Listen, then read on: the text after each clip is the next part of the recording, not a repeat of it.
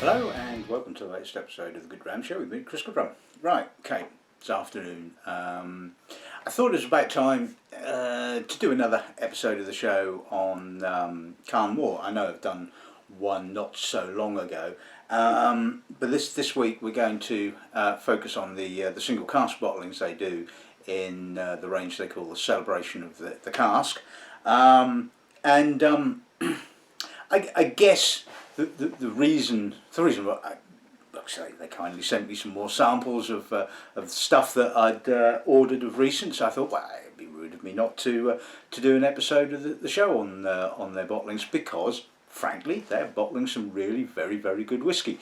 Like I said in the previous episode of the show, since they ditched the rather sort of gimmicky range that they were doing and have focused on a 46% range called Strictly Limited and obviously the Celebration of the Cask, I really think that they're sort of making a good fist of it, as they say. They're not bottling too many bottlings. They've kind of figured out what they're going to sort of release over the course of the year.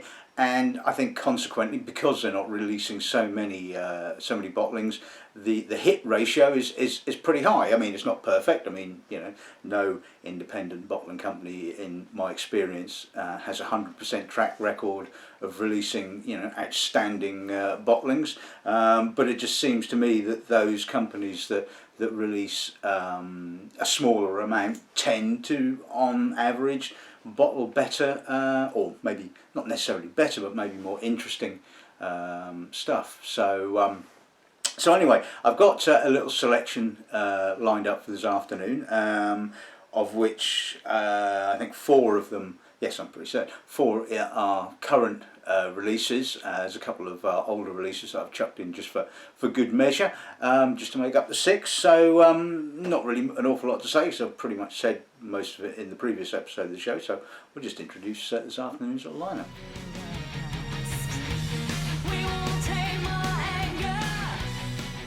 Right, okay, so we're going to kick off with Jura. Yes, Jura. Great starting point. You know what I think of Jura, and well, certainly the distillery bottlings anyway. So it'll be interesting to see how this particular single cask stacks up.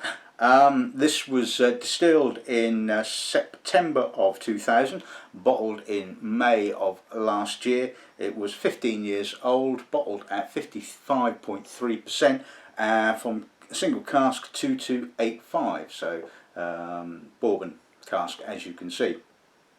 The next one we're going to be looking at is Ledaig. Yes, Ledaig, yeah, another one of my personal favourites, it has to be said. But as I've probably said several times, it seems to me that there's I haven't tasted the distillery bottle 10-year-old, so difficult to say how that's kind of, if that has changed. But certainly I've been tasting a number of young Ledaigs, both from Carn Mor and other independents, which seem to be implying that things are on the change. But anyway, this is an 18-year-old. It was distilled in 1997, October 1997 to be precise, bottled in March of this year at 55.6% from a single cask 6430. So see what that's like. The third bottling we're going to be looking at is from the Speyside distillery. This is a 22-year-old which was distilled in April of 1994, bottled in May of this year. It is currently on the shelves in Gauntley's, so there, that kind of gives it away as to what I thought of this particular bottling. It was bottled at 58.2, and although I was told it comes from an American oak or bourbon hoggy, judging by the colour and how it comes across, I think it was probably more likely to be a sherry hogshead. But anyway, we'll get to that in due course. The fourth bottling we'll be looking at is Dalwhinnie. Now, yeah, Dalwhinnie can be quite pleasant, interesting spey. This is got some age to it. This is 24 years old. It was distilled in 1992, March 1992, and again bottled in May of this year. Bottled at 53.7 from cask number 3135. So, see what that's like. The second to last bottling is an Auchentoshan from a sherry hogshead. Now, you know, I prefer my Auchentoshan aged in American oak. I tend to find that sherry tends to be a bit too blanketing for the character of the spirit, but we shall see what this one is like. Again, 24 years old, although this was distilled in October of 1991, and I think it was bottled in May of this year. I can't entirely remember. It's certainly a recent bottling, shall we say. Bottled at 50.9% from cask 2953. And finally, the 26-year-old Clynelish. Now, as you know, I love Clynelish, and often come across some less than awe-inspiring bottling, shall we say. It does tend to be very, very hit and miss. I mean, certainly the distillery release of the Diageo release 14-year-old has never been a personal favourite. I mean, Clynelish is just such a lovely malt, weighty, and tends to sort of like be quite fruity. Blenders seem to love it. I know certainly John Geyser at Compass Box is a big fan of Clynelish. Well, must be, given the fact that it tends to sort of crop up in near enough most of their bottlings. It's just a shame that the distillery release is, you know, overly sherried and not particularly interesting, but this is, like I said, 26-year-old, distilled in September of 1989, bottled in May of this year, from cask number 5886, bottled at 54.5, and I can tell you it ain't cheap, so kind of looking forward to finishing that one. So there you go, that's this afternoon's little lineup. Quite a mixed bunch, I think you'll agree, and hopefully this will be an interesting episode of the show. So without further ado, let's tackle the Jura then, shall we?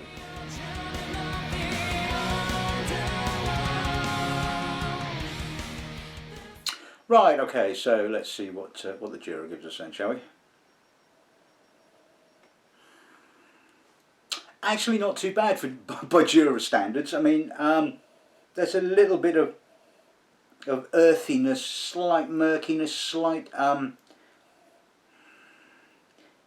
impurities, kind of faintiness possibly, just sitting in the background. I mean, it's not perfect by any stretch of the imagination, but my God, I tell you what, this is considerably better than the distillery releases.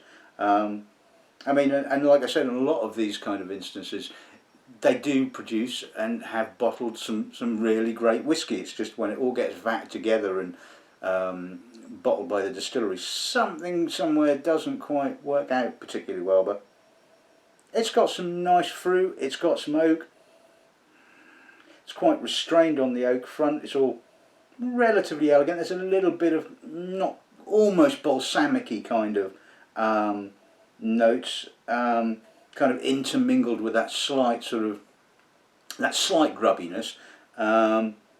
I mean, you can argue that it gives it quite a natural kind of feel, and that's like I said, the fainty, grubby kind of character is not, you know, too OTT.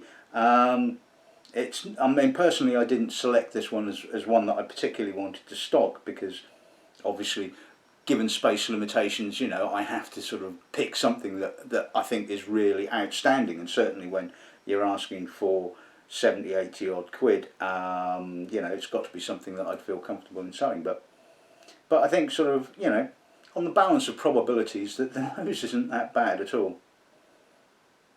There's getting a slight boiled sweet kind of note now, a little bit of confectionery, a little bit of dusty barley. Palate.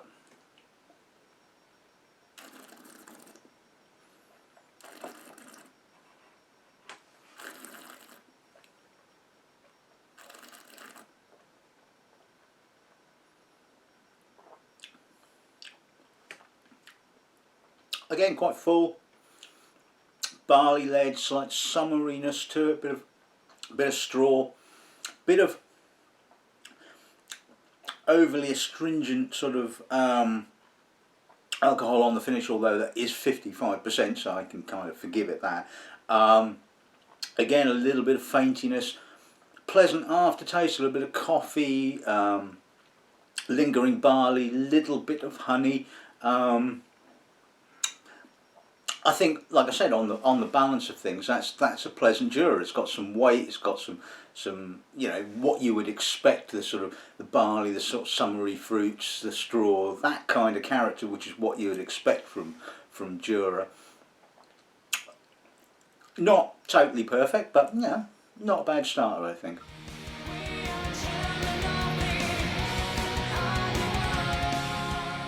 Let's move on to the Leche. Now, I mean, this is the second bottling of Leche they've done in the celebration of the cask range. I think the first one was a 17-year-old, and I thought was actually a pretty good bottling of Leche. So, shock horror, yes. let's see what the nose gives us on this then, shall we? Quite meaty. There's a touch of violets, a little bit of dusty peat. It's got that sort of coastal astringency, so kind of implies that it spent a fair amount of its life by the coast. There's a little bit of cardboardiness, it's not.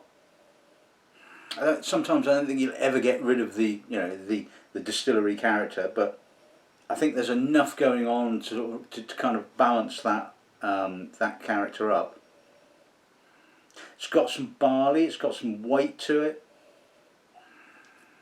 touch of citrus, and again sort of like that sort of building kind of dusty, almost kind of islery like maturity. It does, and I think it does come across as an 18-year-old. It's just starting to mature. I mean, I think maybe it might have been interesting just to give it a few more years, but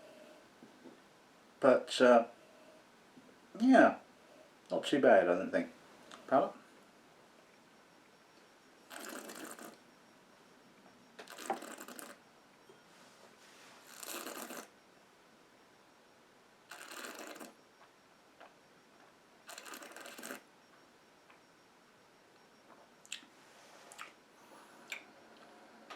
It's a little bit short, it's a bit drying. It's got some nice maltiness that kind of lingers. It's a little bit darker on the palate. It's a little, like I said, a little bit more maltier. There's more kind of sort of damp earth, peat. Again, a bit short, a bit. Considering, I mean, it is 55.6, yes, so maybe it would sort of like help it with a little drop of water, but it's got a nice saltiness to it. I mean, I think sort of all round, I mean, it is not bad. I mean, it's, like I said, it's got plenty of other things, other flavours, aromas and things going on with it, to sort of slightly distract from the slight sort of cardboardiness. And, I think again, not a bad bottling of Leche. I didn't stock it. I didn't go for stocking it again, pretty much for the same reason as the Jura, that I thought that they'd at the time released some more interesting stuff that I just wanted to stock. But I think by and large that's not a bad cask at all.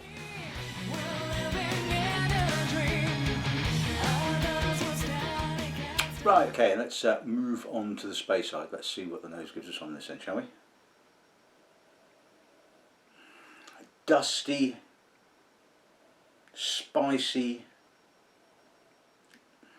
It's got that sort of sub-Armagnac-y dried fruits, and it just says sherry to me. I mean, it's possible that this could have been a first fill American oak cask, but I would expect more bourbony, more vanillins and that kind of thing. And so it certainly says sherry to me. It's got some lovely dustiness, it's got some maturity. A little bit of balsamic, a little bit of licorice, dark toffee. But it's also got some nice kind of high-toned barley, some citrus, touch of green fruit as well. Kind of gives it a bit of vibrancy. I mean, this is absolutely gorgeous. This is, I mean, again, it's not a great deal of distillery character per se, but and yes, the bulk of the flavour, the aromas certainly seem to be cask derived, but that's obviously not a surprise. But it just has some balance to it, and like I said to you, I don't dislike sherry cask whiskies at all. I like it when they have some age and they start to develop some complexity rather than being slightly kind of one-dimensional and all sort of big Oloroso, leafy, herbally kind of character. This has got a little bit of coffee, a little bit of chocolate, but it's just got vibrancy, and that's what I love about this particular bottling. Palate.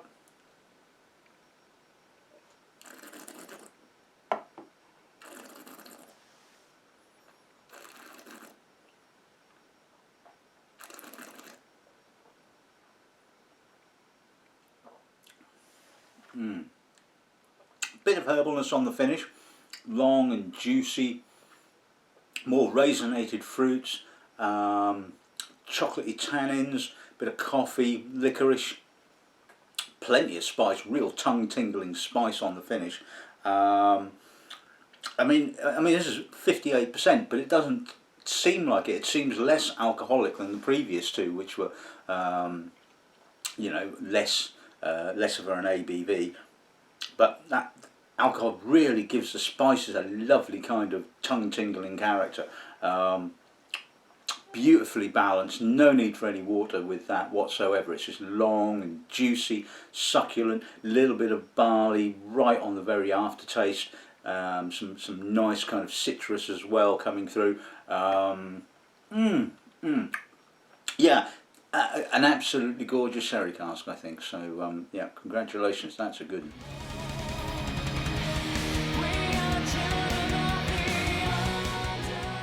Right, moving on to the Dalwhinnie. It's probably the wrong way round to do it, do the cherry cask before the American oak, but I just thought easiest thing to do is just do them in kind of age order. So let's see what the nose gives us on this then, shall we?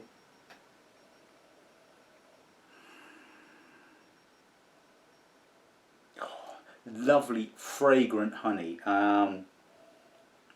mineral, citric, subtly oaked, real freshness, doesn't seem its age. I mean, 24 years old, and it's got this kind of, not youthfulness, but it certainly has a lovely vibrancy again.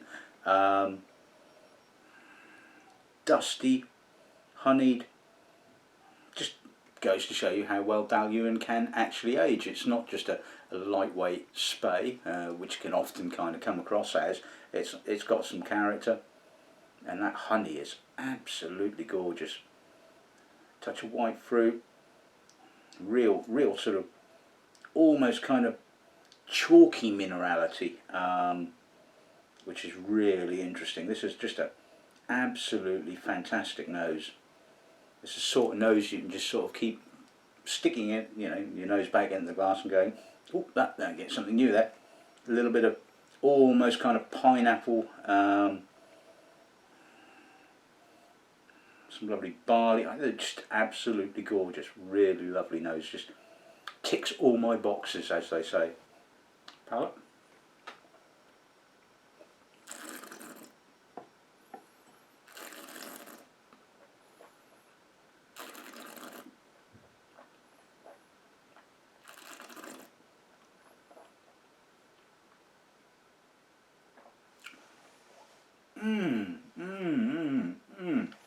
Oh, that is good.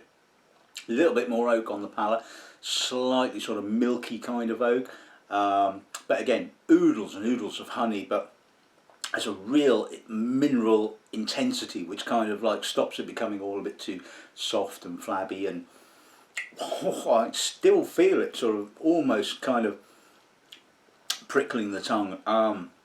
Wonderfully fresh. Get some lovely pure vanilla, almost vanilla pod now coming through on the aftertaste. Wonderful depth, really good intensity. You can argue that the flavours are not sort of hugely complex, but it's got depth, it certainly delivers, it's got progression, which is what I look for. I mean, certain distilleries are not renowned for majorly complex palates. Dalwhinnie is a kind of classic example of that. It's pleasant, but this has just got weight, depth. Yeah, yeah, that's a good cask. That's very, very good.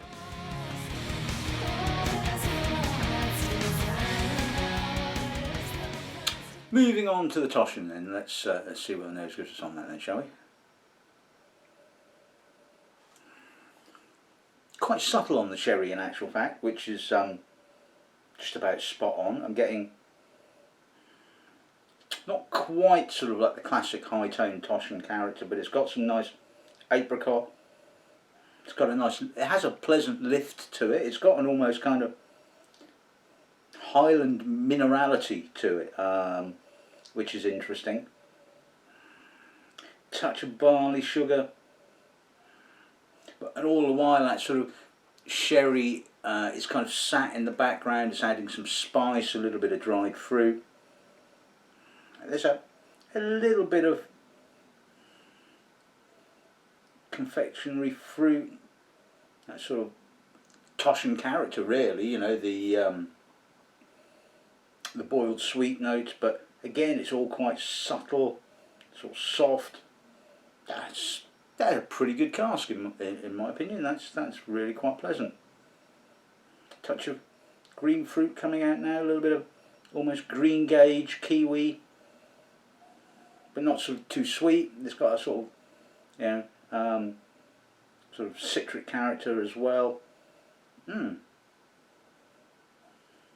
Touch of spice, which is obviously coming from the sherry. Yeah, that's a good nose. Palate.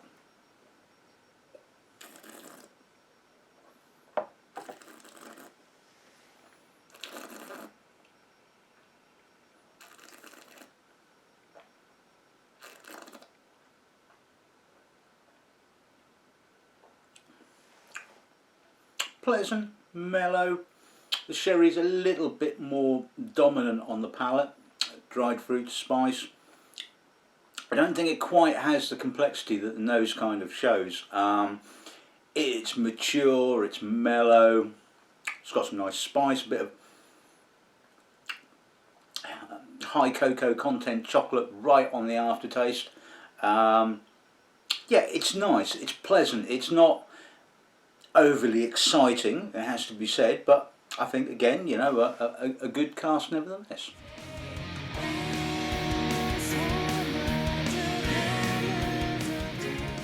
And finally the Clynelish. Let's see what the nose gives us on that then, shall we? Oh yes, now that is a lovely nose. Real verve, intensity, minerality. I mean, it's so minerally. Touch of citrus. Underneath is lying some honey, some barley, some soft spices. Touch of milky oak kind of coming through now. I mean, I would guess this is probably a refill sherry hoggy. I think it was a sherry hoggy, wasn't it? Yes, a sherry hoggy. Bourbon hoggy. Oh, cherry on the brain. Absolutely fantastic. This is 26 years old and it has that sort of, there's no dustiness, there's no, you know, there's none of that kind of old Highland spey kind of character. It's, which, you know, you often get with sort of older whiskies. It's just got that real vibrancy and intensity. Oh, that is a wonderful nose. I love this. Touch of white fruit, a little bit of white licorice.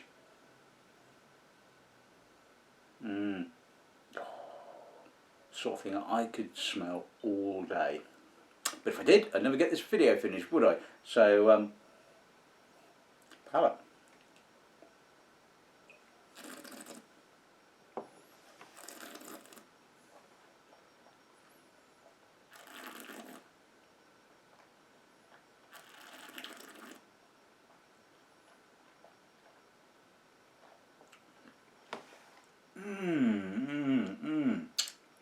Oh my god, that finish is incredible.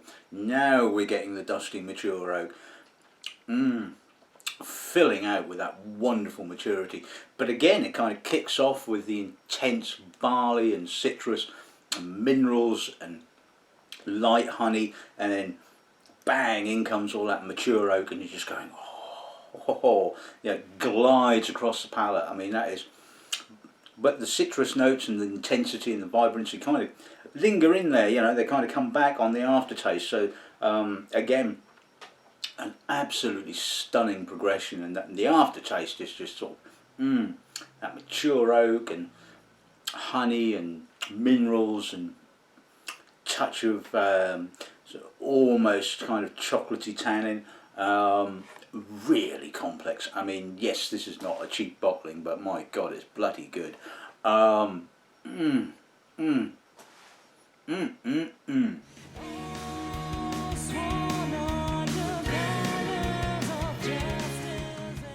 Right, okay, so let's sum this little episode of the show up. Hope you've enjoyed it. I think it's been a really interesting episode. Certainly I've enjoyed doing it. All I can say is, you know, Morrison and Mackay, the owners of the Carn Mor brand, are just bottling some fantastic whiskey. End of story. Okay, so the Jura was not what I would choose to stock, but you know, I think by Jura standards, like I said, I think that's a pretty good cask all round, and certainly a lot more interesting than what the distillery is releasing. Pretty much the same can be said for the Ledaig. I think again, not 100% perfect. I guess you'd never expect Ledaig to be, you know, 100% perfect. Although, like I said, you know, I have been tasting some younger stuff, you know, mainly under 10 years of age, that seems to have, you know, lost that kind of Ledaig character, in my opinion, for the better. So it will be interesting to see how these kind of things progress. But again, I think as a single cask, not too bad at all, not too shabby. Speyside, for a sherry matured malt, yeah, really very, very enjoyable. Lots and lots going on, lots of complexity. Yes, wood derived, but interesting nevertheless. And if it's that sort your kind of style of whiskey, then you could do a lot worse, should we say. The Dalwhinnie, I think probably was the biggest surprise for me, to be honest with you.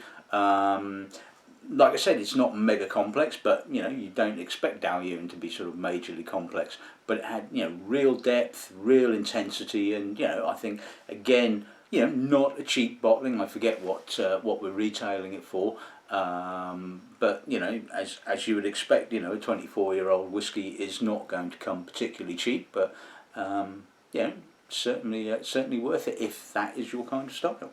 The Toshan, yeah, kind of, yeah, I think I preferred the nose. I thought the nose showed a lot of real interest. The sherry wasn't too dominant, it was quite nicely balanced. I didn't think the palate quite came up to the level of the nose, although, you know, it certainly wasn't bad by any stretch of the imagination. Just sort of like when you've got a number of other bottlings that you're going, oh my God, that's incredible, like the Clynelish, for example. That's what I want to stock, you know, and stunning, absolutely stunning. So there you have it. That's this week's episode of the show.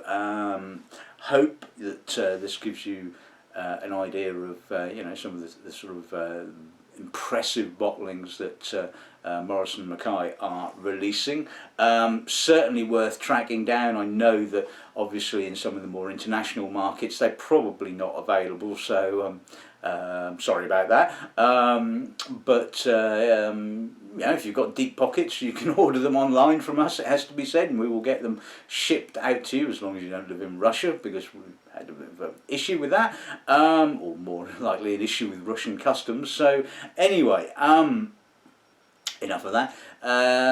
Hopefully you've enjoyed this week's episode of the show. Probably time to go and enjoy the sunshine, watch a bit of tennis, I suppose. You know, yes, I do quite like watching the tennis. So anyway, there you go. That's this week's episode of the show in the bag. So all that's left to say is good ramming and good afternoon.